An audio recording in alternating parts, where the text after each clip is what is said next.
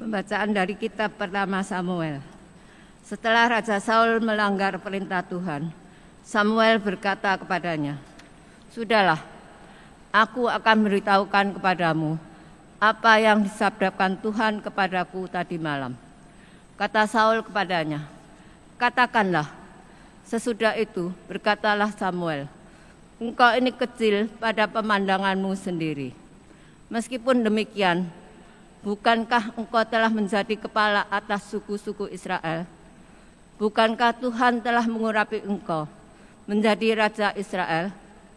Bukankah Tuhan telah menyuruh engkau pergi dengan pesan, 'Pergilah, tumpaslah orang-orang berdosa itu, yakni orang Amalek, berperanglah melawan mereka, sampai engkau membinasakan mereka'? Mengapa engkau tidak mendengarkan suara Tuhan? Mengapa engkau menjarah raya dan melakukan apa yang jahat di mata Tuhan?" Lalu kata Saul kepada Samuel, "Aku memang mendengarkan suara Tuhan. Aku telah mengikuti apa yang disuruhkan Tuhan kepadaku. Aku membawa Agag, raja orang Amalek, tetapi orang Amalek sendiri telah kutumpas. Tetapi rakyatlah yang mengambil dari jarahan itu kambing domba dan lembu-lembu terbaik dari yang seharusnya ditumpas itu. Maksudnya mau dipersembahkan kepada Tuhan Allahmu di Gilgal." Tetapi sahut Samuel, "Apakah Tuhan itu berkenan kepada korban bakaran dan korban sembelian, sama seperti yang berkenan kepada pengamalan sabdanya? Sesungguhnya mengamalkan sabda lebih baik daripada korban sembelian, menunut firman lebih baik daripada lemak lembu jantan. Camkanlah pendurhakaan itu sama seperti dosa bertenung, dan kedegilan itu sama seperti menyembah berhala. Karena engkau menolak firman Tuhan, maka Tuhan telah menolak engkau menjadi raja." Demikianlah sabda Tuhan. Syukur kepada Allah. Orang yang jujur jalannya akan menyaksikan keselamatan yang dari Allah. Orang yang jujur jalannya akan menyaksikan keselamatan yang dari Allah. Bukan karena korban sembelian engkau kuhukum, sebab korban bakaranmu senantiasa ada di hadapanku. Tidak usah aku mengambil domba, lembu dari rumahmu, atau kambing jantan dari kandangmu.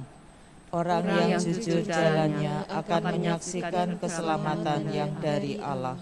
Apakah urusanmu menyelidiki ketetapanku dan menyebut-nyebut perjanjianku dengan mulutmu, padahal engkau membenci teguran dan mengesampingkan firmanku? Orang yang jujur jalannya akan menyaksikan keselamatan yang dari Allah. Itulah yang engkau lakukan. Apakah aku akan diam saja? Apakah kau kira aku ini sederajat dengan kamu? Aku menggugat engkau dan ingin berperkara denganmu. Siapa yang mempersembahkan syukur sebagai korban, ia memuliakan daku. Dan siapa yang jujur jalannya akan menyaksikan keselamatan yang dari Allah. Orang yang jujur jalannya akan menyaksikan keselamatan yang dari Allah. Haleluya, haleluya, haleluya, haleluya, haleluya, haleluya. Sabdalah itu hidup dan kuat. Sabda itu menguji segala pikiran dan maksud hati. Haleluya, haleluya, haleluya. Tuhan bersamamu. Dan bersama rohmu. Inilah Injil suci menurut Markus. Dimuliakanlah Tuhan.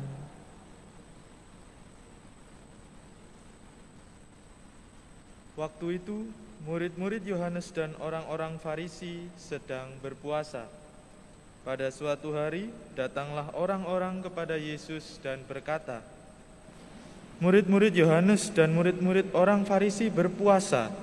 Mengapa murid-muridmu tidak?" Jawab Yesus kepada mereka, "Dapatkah sahabat-sahabat pengantin pria berpuasa selagi pengantin itu bersama mereka?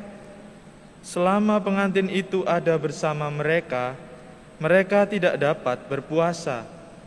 Tetapi waktunya akan datang, pengantin itu diambil dari mereka, dan pada waktu itulah mereka akan berpuasa. Tidak seorang pun menambalkan secarik kain yang belum susut pada baju yang sudah tua, karena jika demikian, kain penambal itu akan mencapiknya. Yang baru mencapik yang tua, sehingga makin besarlah koyaknya. Demikian juga, tak seorang pun mengisikan anggur baru ke dalam kantong kulit yang sudah tua, karena jika demikian, anggur tersebut akan mengoyakkan kantong itu, sehingga baik anggur maupun kantongnya akan terbuang. Jadi, anggur yang baru hendaknya disimpan dalam kantong yang baru pula." Demikianlah sabda Tuhan. Terpujilah Kristus.